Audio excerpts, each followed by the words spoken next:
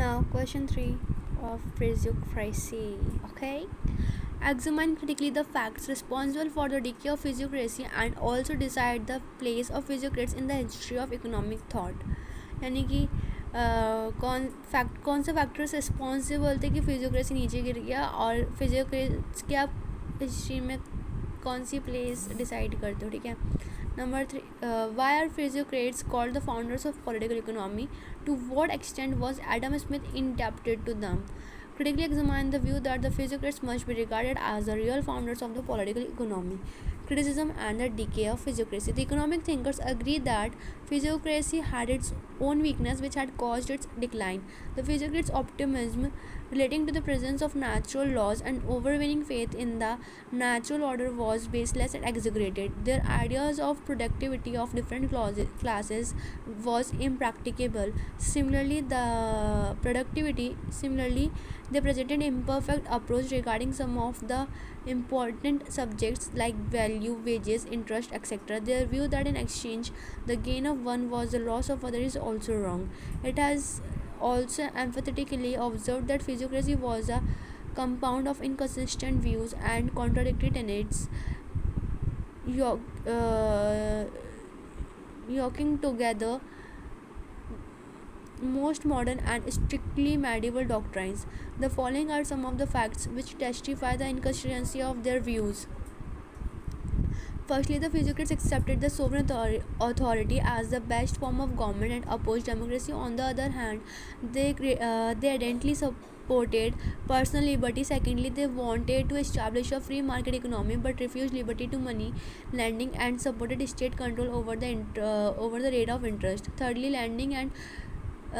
the commerce as a financial burden fell on the people on the one hand but was necessary and useful on the other. Fourthly, in the midst of the Industrial Revolution, they tried to prove that industry and manufacturing were unproductive and sterile. Lastly, the physiocrats accepted the foreign trade as a necessary evil or a pillar, but at the same time they favored free movement of all commodities and told it in the interest of the country.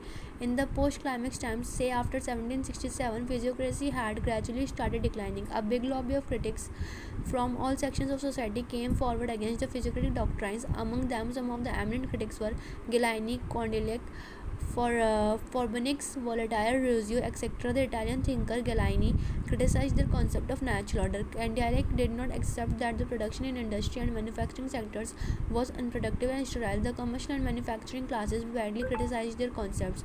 There was a lobby of thinkers and writers which was growing in strength day by day. Of course, Turgot, as finance minister, tried to re-establish physiocratic ideology, but it was short-lived. He was out of power in 1776. Physiocracy thus finally ended with the publication of the Wealth of Nations in the same year. Wealth of Nations was of Adam Smith. It is very, very famous. Okay, place of physiocrats in the history of economic thought. Notwithstanding the criticism against the physiocratic work writers, they have achieved a pride of place in the history of economic thought. Visually, these criticisms are merely fictitious based on certain misunderstandings. The main reason of their criticism was that the critics could not understand perfectly the essential qualities of physiocratic thought. The general political philosophy of Kostner and Turgot, along with their specific economic ideas, has often been wrongly presented. It is true that they had a very short period of life, but their overall influence was very wide. Adam Smith, in fact, was a critic of some of the physiocratic doctrines as well as the follower of physiocrats. He took the assistance from them in developing some of the important concepts in his famous treatise Wealth of Nations. Adam Smith recognized physiocrats as the real beginners of modern economics. As you observe, this system, with all its imperfections, is perhaps the nearest approximation to the truth that has yet been published upon the subject of political economy. In the words of Ambit, the glory of the physiocrats rests on their social ethics, on the restoration of the human solidarity, on the negation of economic nationalism, on the doctrine of equal exchanges and liberty, and on the combination of moral discipline with economic freedom. It is this contribution which assured to them a prominent place in the history of economic thought.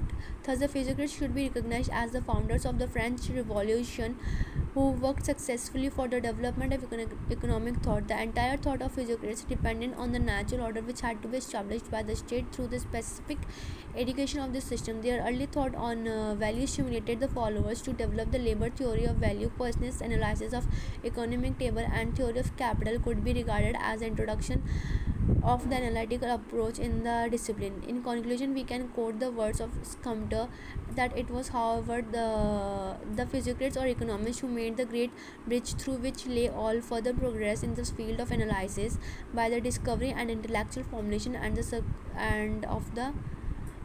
the circular flow of economic life.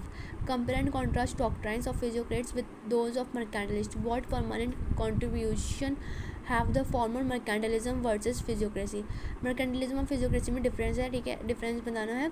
Mercantilism continued from 16th to the mid 18th century, while physiocracy existed from the mid 18th century to the last quarter of 19th century in France. जो mercantilism था वो 16 से लेकर mid 18th century तक चला, और जो physiocracy था वो केवल थोड़े से शॉर्ट पीरियड टाइम के लिए चला था, mid 18 to the last quarter of the 19th century, केवल फ्रांस के अंदर, मेनली फ्रांस में.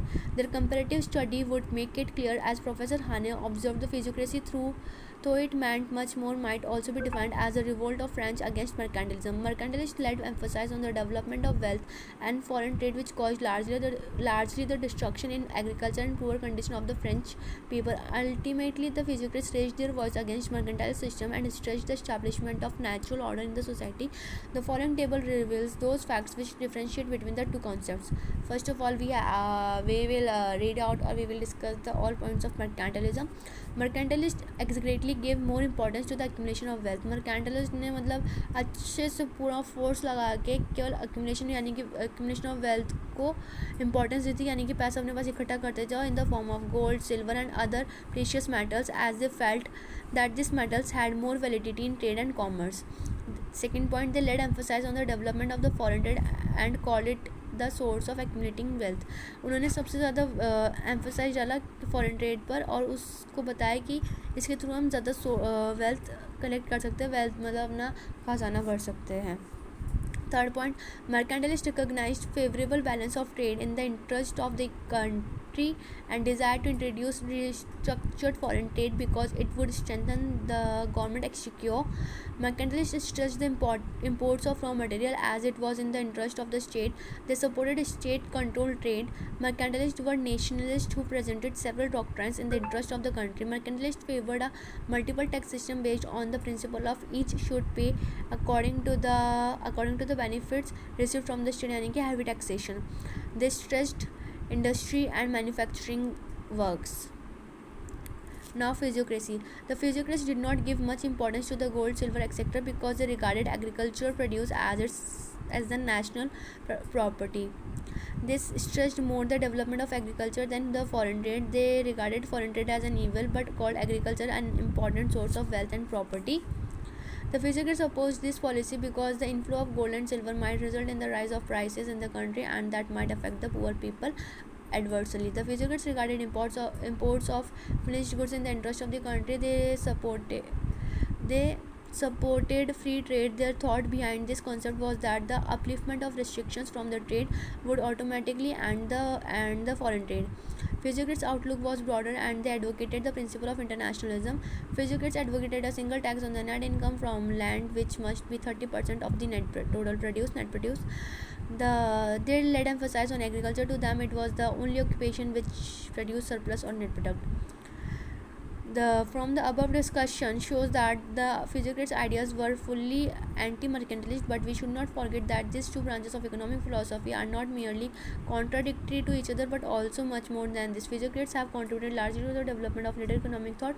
Cost study economic circulation of wealth, natural order and taxation system may be interesting objects to any student of the economics should study them properly. In the words of Professor Hane, the Physiocrats threw the tiller over and sailed away on a new track, and it was necessary to progress. Complete.